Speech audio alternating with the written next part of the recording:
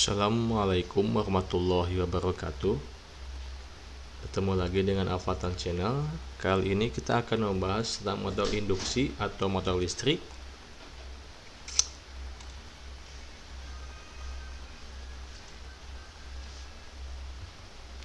Pengertian motor listrik. Motor induksi atau motor listrik adalah sebuah mesin listrik yang berfungsi merubah energi listrik menjadi energi mekanik. Gaya mekanik yang dihasilkan berbentuk putaran. Jadi motor berfungsi sebagai penggerak. Ada ini klasifikasi motor listrik atau motor induksi, antara lain dibagi menjadi dua, antara lain motor AC ya sama motor DC. Motor DC itu ada motor sinkron, induksi, satu fasa, 3 fasa. Lalu motor DC ada seperti excited, self excited, lalu dibagi lagi menjadi seri, campuran, sama shunt. Bagian motor ini ada berupa stator, adalah bagian dari mesin yang tidak berputar dan terletak pada bagian luar, dibuat dari besi bundar berlaminasi dan mempunyai alur-alur sebagai tempat meletakkan kumparan. Lalu ini bagian rotor sebagai bagian dari mesin yang berputar bebas dan letaknya bagian dalam, terbuat dari besi laminasi yang punya slot dengan batang aluminium tembaga yang dihubungkan singkat pada ujungnya. Nah, ini aluminium ringnya, ini shaftnya, ini fan blade laminasi iron core, aluminium bar, fan blade juga. Lalu ini bagian-bagian motor terdiri dari terminal box, lilitan 3 fasa, laminasi stator core, laminasi rotor core, ini fan, lalu rotor bar short circuit, ini fan cover, ini motor frame, lalu end seal, ini bearingnya di sini ya, ini shaftnya, ini bagian motor dasarnya, motor 3 fasa. Lalu kita lanjut lagi prinsip kerjanya. Secara singkat, prinsip kerja dari motor induksi dapat dijelaskan sebagai berikut. Lilitan stator yang dihubungkan dengan suatu sumber tegangan 3 fasa akan menghasilkan medan magnet yang berputar dengan kecepatan sinkron. Kecepatan medan magnet putar tergantung pada jumlah kutub stator dan frekuensi sumber daya. Kecepatan ini disebut dengan kecepatan sinkron yang ditentukan dengan rumus, antara lain rumusnya Ns sama dengan 120 F per P. Misal ininya 120, frekuensinya 50, dibagi 2, P nya kutubnya ya, sama dengan 3000 rpm. Jumlah kutub, P jumlah kutub, Ns kecepatan sinkron, rpm, lalu F nya frekuensi. Medan putar pada stator tersebut akan memotong konduktor-konduktor pada rotor sehingga terinduksi arus dan sesuai dengan hukum Lenz. Rotor pun akan ikut berputar mengikuti medan putar stator. Tegangan induksi pada rotor tergantung pada kecepatan relatif antara medan magnet stator dengan rotor.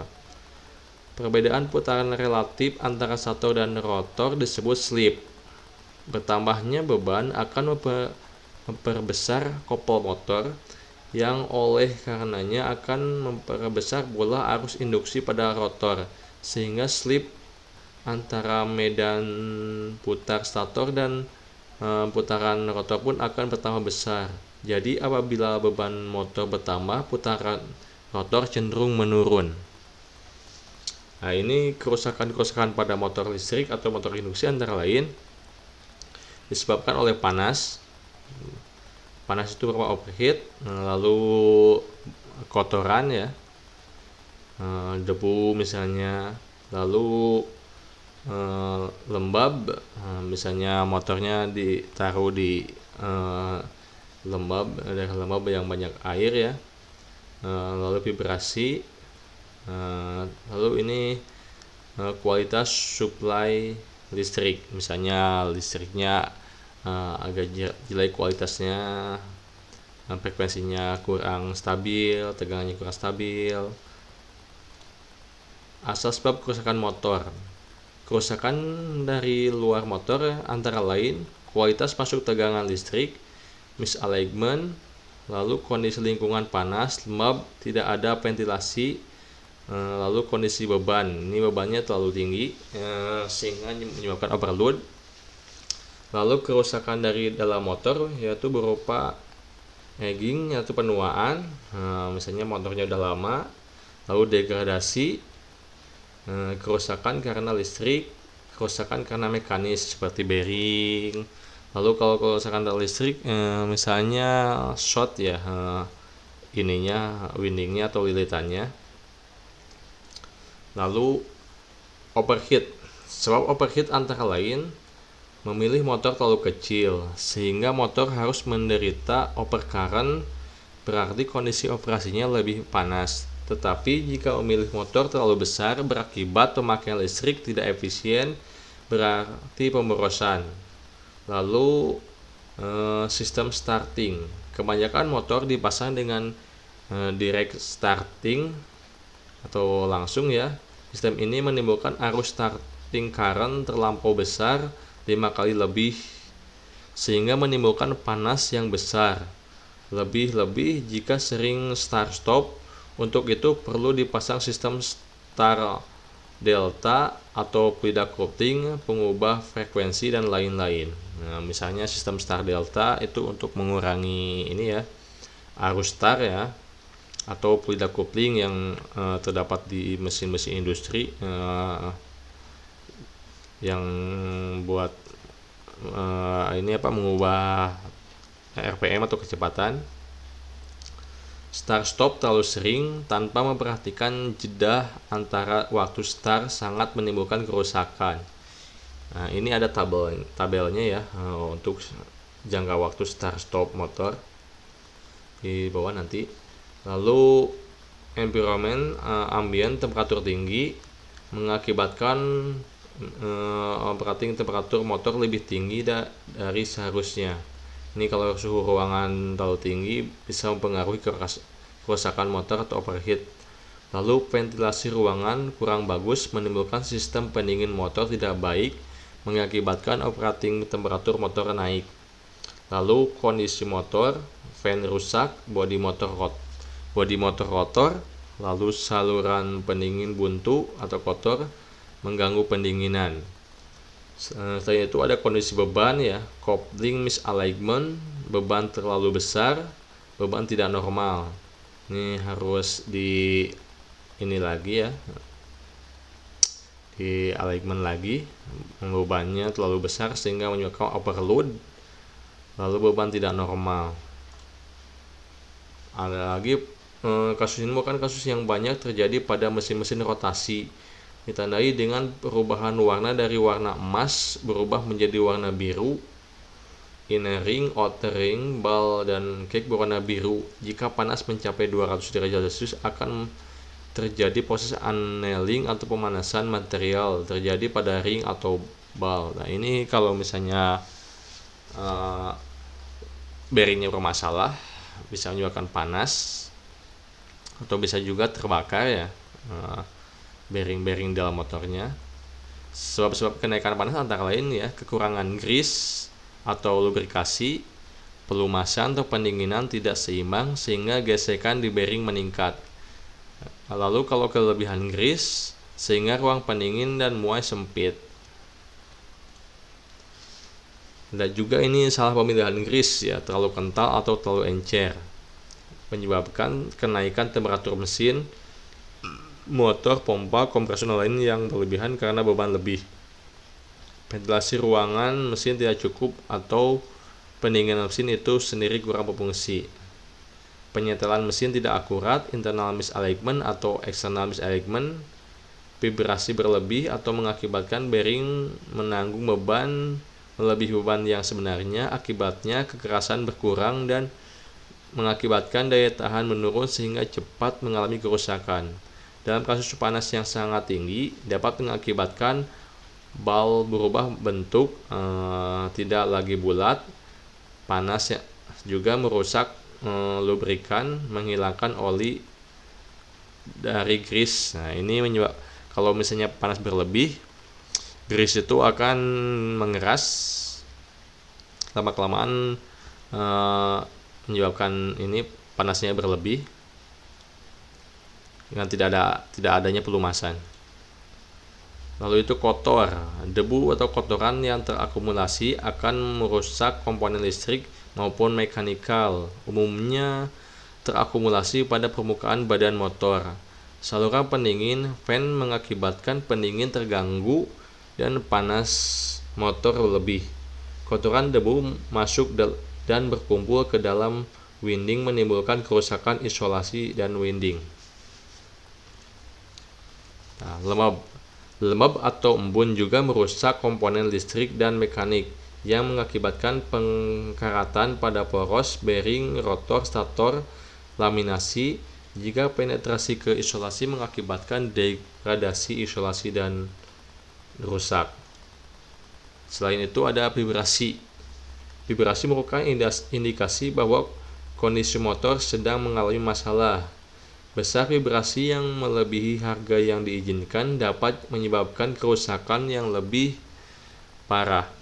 Sumber vibrasi didapat dari motor atau dari mesin yang digerakkan, load, bahkan mungkin juga dari keduanya. Sebab vibrasi antara lain dari kondisi misalignment motor terhadap beban mesin yang digerakkan, kendor pada pondasi motor atau beban, kondisi sapotnya pada pondasi yang motor atau beban, rotor unbalance motor atau beban, lalu bearing aus atau rusak menyebabkan poros berputar tidak sentris, lalu akumulasi karat atau kotoran pada komponen putaran motor sewaktu pemasangan rotor atau bearing motor sehabis overhaul atau remaining tidak alignment. Ini banyak faktornya kalau vibrasi ya. Nah, ini misalignment. Satu misangular, terus offset misalignment, sumber poros motor dan pompa vertikal ini ya tidak sama. Tidak simetris. Ini misalignment angular ya. Ini dilihat dari samping, ini dilihat dari atas. Lalu parallel misalignment, sumbu poros rotor dan sumbu ini dilihat dari atas. Nah, ini tidak sejajar, tidak simetris. Ini ya. Lalu horizontal parallel alignment, jika lihat dari atas, keduanya tidak simetris juga. Nah, setelah itu ada kualitas listrik. Kualitas suplai tenaga sangat menentukan umur motor listrik. Hal-hal yang harus dihindari dari antara lain tegangan sering naik turun melebihi harga toleransi, under atau over voltage dapat menimbulkan overheat di dalam winding, berakibat umur motor menjadi pendek. Tegangan spike akibat power switching atau serangan halilintar, lightning strike juga menyebabkan kerusakan isolasi winding.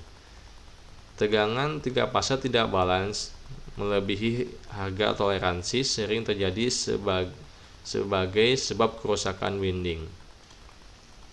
Lalu voltage unbalance artinya tegangan yang tersedia di ketiga fase tidak sama. Ini dapat terjadi di sistem distribusi di mana saja. Ini dapat menimbulkan problem serius pada motor dan peralatan induksi. Memang balance secara sempurna tidak akan pernah ada, namun harus diminimalkan. Kondisi unbalance lebih sering disebabkan oleh variasi dari beban, juga akibat winding motor tidak sama jetnya di 3 pasanya. Ketika beban satu pasa dengan pasa lain berbeda, maka saat itulah kondisi unbalance terjadi. Hal ini mungkin disebabkan oleh impedansi, tipe beban atau jumlah beban, berbeda satu fase dengan fase lain. Misal satu fase dengan beban motor satu fase lain dengan heater, dan satunya dengan beban lampu atau kapasitor. Ini cara menghitung unbalance. Menurut NEMA, MG 14 memberikan cara penghitungan unbalance. V% unbalance dengan 100% kali selisih maksimum tegangan dengan tegangan rata-rata dibagi tegangan rata-rata contoh. Misalnya fase X 380 volt, fase Y 400 volt, fase Z 390 volt. Rata-rata dibagi 3 sama dengan 390 volt.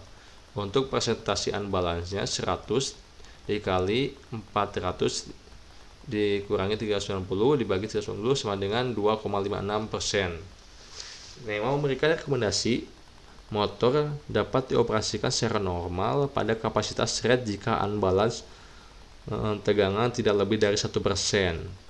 Karena lebih dari 1%, maka contoh kasus di atas tidak direkomendasikan untuk supply ke motor sebab motor akan cepat rusak.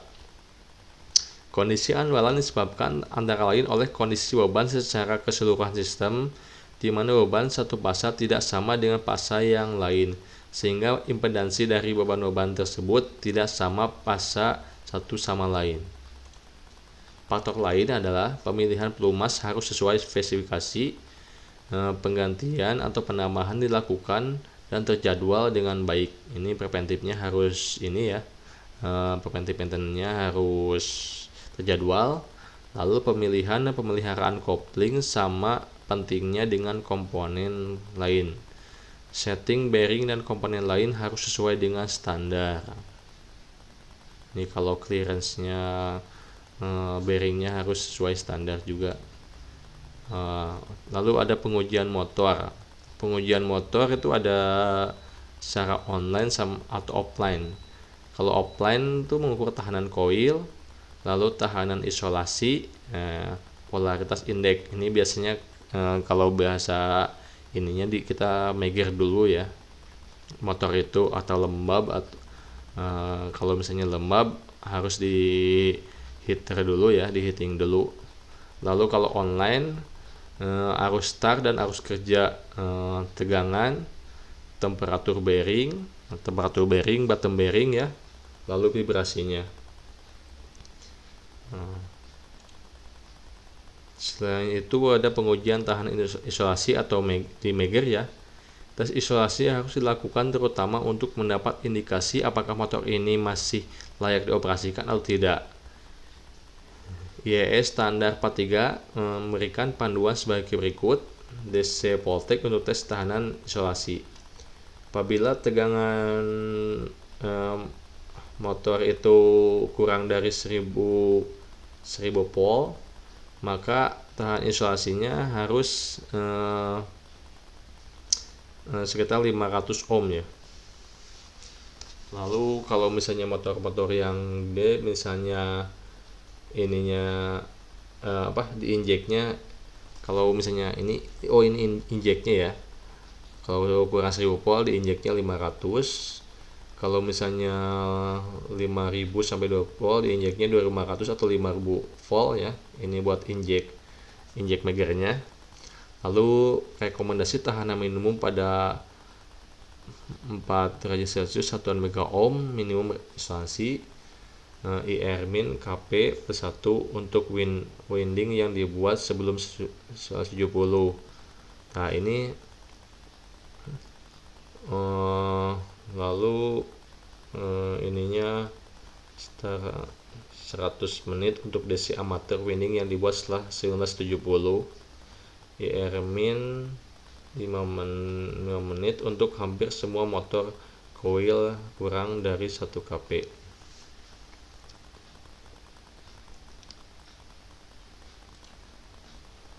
Nah, ini ada polaritas indeks PI, insulating test 10 menit atau insulating test 1 menit. Nah, value PI kurang dari 1 menit kalau misalnya itu berbahaya, kurang dari 1 menit tidak baik, kurang dari 2 menit sedang, 2-4 menit baik, lebih dari 4 menit sangat bagus. Jadi kalau misalnya kita mengukur pola tes indeks lebih baik dari 4 menit. Untuk isolasi bulletin yang baik, nilai PI minimum 2 untuk kelas B, F, H, dan 1,5 kelas A. Nilai PI di bawah di antara 1,5 sampai 2. Peralatan masih dapat dioperasikan, tapi perlu pengawasan dan pemantauan berkala. Nilai PI di bawah 1,5 mengindikasikan isolasi bulletin peralatan tersebut dalam keadaan lembab, basah, kotor, atau sudah ada yang bocor, sehingga perlu dilakukan pembersihan pengeringan apabila ditemukan kerusakan pada isolasi. Kelas isolasi mesin listrik. Menurut NEMA National Electric Manufacturer Association maupun IEC International Electromechanical Commission menggunakan tanda yang sama, tapi NEMA tidak mempunyai isolasi kelas E. Winding dapat tahan pada temperatur tersebut sehingga kontinu tanpa menurunkan rating. Kebanyakan motor di industri memakai kelas B sama F. Ini kelas B, suhu maksimal yang diizinkan 130 derajat Celcius. Ini bahannya mika, fiberglass, sama asbes. Lalu kelas F, suhu yang maksimal yang diizinkan 155, bahannya mika, fiberglass, sama asbestos. Dapat dilihat. Nah, ini contoh spek motor ya. Tipenya ini rate-nya 1000 kW, tegangannya 600 volt. Ini motor-motor 6 kp semua. Speednya 1500.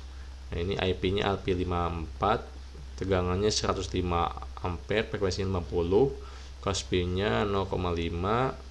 Kelasnya ini kelas F ya, yang tadi. Beratnya Amin 45. IP54 masuknya debut terbatas, diizinkan jika tidak akan mengganggu pengoperasian peralatan 2 hingga 8 jam. Melindungi percikan air dari semua arah, masuknya terbatas, diizinkan. Nah, ini IP ya. Ingress protection ratingnya ini tadi kalau ini tadi IP 54, hanya 5 ya. Nah, IP 54 5 ini tahan debu, 4-nya percikan. Kalau yang bagus tuh IP 68 ya, tahan debu sama air juga, bisa dibacain. Lalu pengoperasian motor. Ketika motor di start, motor memerlukan arus start yang sangat tinggi, mungkin dapat mencapai beberapa kali atau lebih dari 5 kali. Arus tinggi menimbulkan panas dan thermal shock, sehingga jika dilakukan berkali-kali dan tanpa ada jeda waktu, maka mengakibatkan sangat buruk terhadap winding motor, overheating, sehingga sangatlah perlu mendapat perhatian serius perihal start dan stop semua motor listrik agar kerusakan fatal dapat dihindarkan. Tabel di bawah ini memberikan gambaran jumlah start dan stop operasi motor yang ada kolerasinya dengan putaran dan red HP. Banyak dokumen perawatan motor mencatat bahwa kerusakan motor kebanyakan diakibatkan oleh pembebanan yang terlalu berlebih. Ini tabel pengoperasian. Apabila motornya 1 HP 2 kutub, ini ya, B, jumlah A itu jumlah maksimum start 2 kutub, BT minimum waktu istirahat. Ini apabila ini startnya, istirahatnya 75 detik ya. Apabila motor dari HP ini 1,8 detik, ini 1000 detik ya. Ini kutub-kutubnya, jadi ada jeda-jedanya. Jangan terlalu sering start motor. Nah, ini contoh-contoh motor-motor yang ada di industri, di pembangkit ya, pembangkit saya power plant ya. Ini paling tinggi motor ini, motor BEP sama ID fan ya. ID fan ini 200 kW 2000 kW, ininya HP-nya 1490, speednya 700, arusnya 238, tegangannya 6 kP, kutubnya 8. Ada lagi yang BEP ini, apalagi BEP motor yang paling ini ya, tinggi powernya 560 power, HP-nya 4000, speednya 1500. Ini pakai, dia tuh motor yang pakai fluid coupling atau void coupling ya. Lalu arusnya 600 ampere, tegangannya 6 kP, kutubnya ada 4. Ini ada motor-motor ini semua ya. Lalu terima kasih yang saya sampaikan. Semoga bermanfaat bagi rekan-rekan untuk pembahasan motor listriknya atau motor induksinya. Jangan lupa share, subscribe ya, dan komen ya.